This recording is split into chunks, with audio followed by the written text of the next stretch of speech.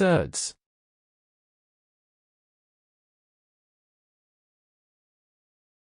In this math tutorial, you will learn 1. What are surds?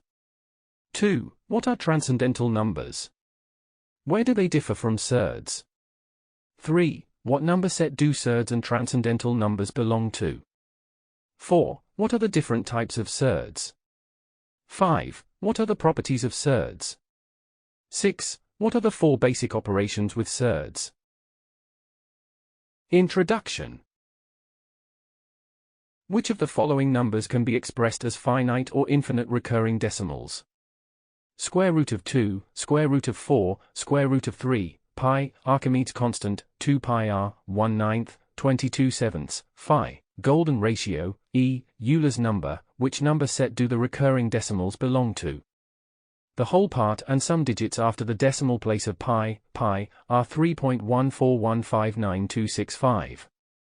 Do you notice any kind of period determined by a certain repetition in these digits? This tutorial focuses on surds, a term originally used to express irrational numbers but that recently has acquired a slightly different meaning. Therefore, we are going to explain the meaning of surds and also the similarity and difference of surds and irrational numbers, which we dealt with in the first chapter of this course. That is all for introduction to surds. To start this tutorial, please watch the first lesson 7.4.1, What are surds?